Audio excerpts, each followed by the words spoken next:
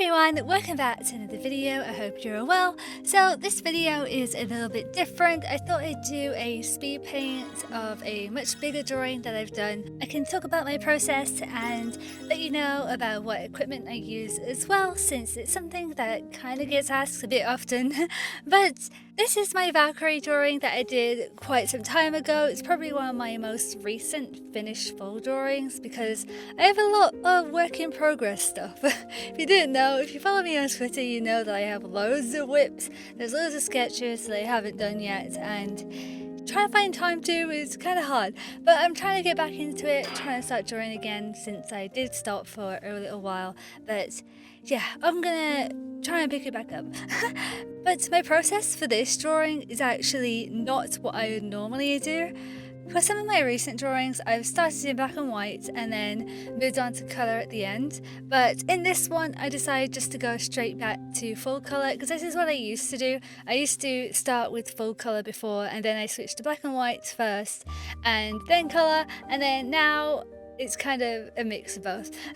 But this actually gave me quite a bit of trouble to do. I found this drawing pretty difficult and I kind of lost interest in it, and I did just want to finish it quickly because I got a bit bored. I wasn't really feeling it, but I just wanted to get it done. And I think it's one of those things where you just learn from it and you move on, and I did learn a lot from this, and I'm glad that I drew it because I know the mistakes I made in this, I shouldn't make them again. One thing that I didn't like about it is that it's a bit dark, and yeah, it didn't completely work for me.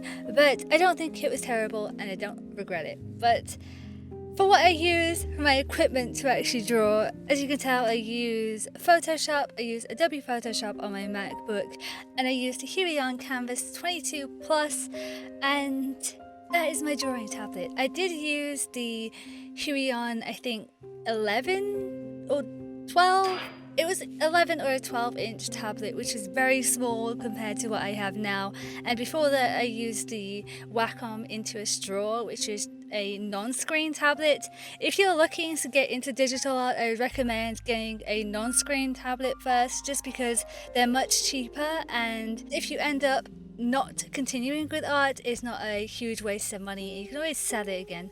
But yeah, if you're gonna get into digital art, I recommend you use a non-screen drawing tablet. And also, you don't need programs like Photoshop to start digital art. You can use free programs. I'm not going to recommend any just because I haven't used any other drawing program apart from Photoshop, so I would be a bad person to try and recommend them for you. But I'm sure there's loads of videos and loads of websites and things out there that have lists of the best free programs for drawing. So my process for most of my drawings starts off with a rough sketch. I'll just do that just to get out the basic form, the basic shapes. It is very rough at the start. I don't tend to do line art very often.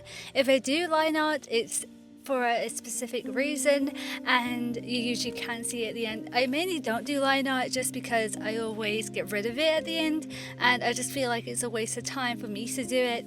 If you like doing line art, just do it. There's no right or wrong way to draw, in my opinion. Everyone has a different process that they go through and learn and develop in different ways. So if I draw different to you, don't think that you're doing something wrong. I might be doing something wrong to you, but yeah, everyone has their own preferences for how they draw, and everyone's different. So don't compare yourself and don't think that you have to draw this way just because I do. It's not true. You can just draw however you want and however you're comfortable. But I will say that personally for me, I don't really have a set process when I draw.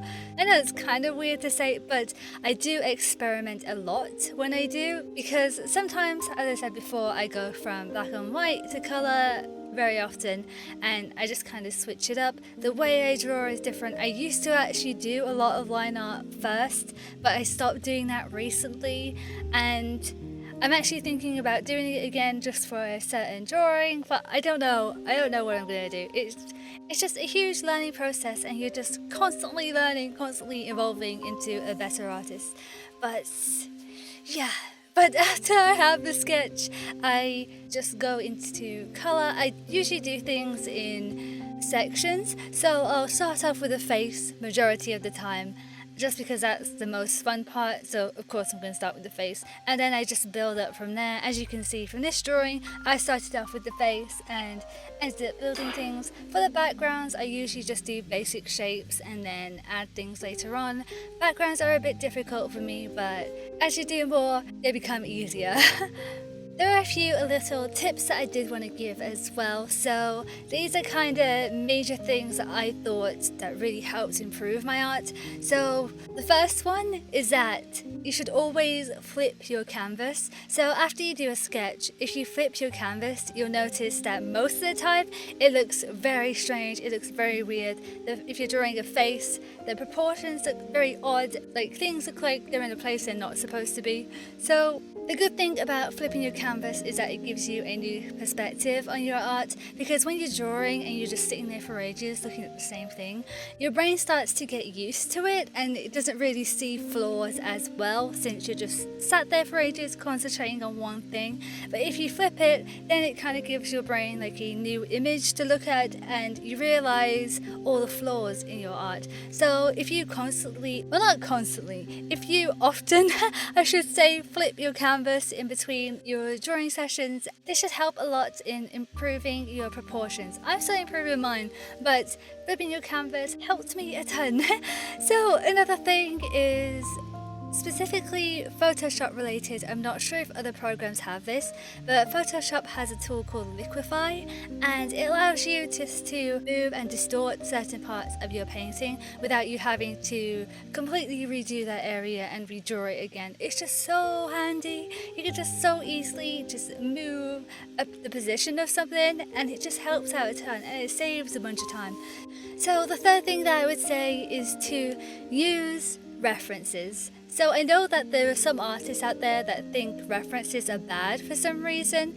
I don't think references are bad at all. They help you figure out proportions, help you draw something correctly. So you can always use yourself as a model, I guess. So if you're trying to pose a character in a certain way, I mean, I actually did it for this drawing. I used myself as a reference for this. I just did this pose and used that as a reference to how the character should be sitting and everything. And yeah, it helps a ton. It helps you get proportions more accurate and will help you improve a lot faster as well, I think, because if you're not using references, then you're just drawing from imagination and you're probably drawing things incorrectly. And you don't have to use references just for proportions and things. You can also use it for lighting scenarios, and seeing how light reflects from an object and how shadows work is very good for many things, especially hands. But yeah, there's like a lot of things that I could talk about when it comes to art.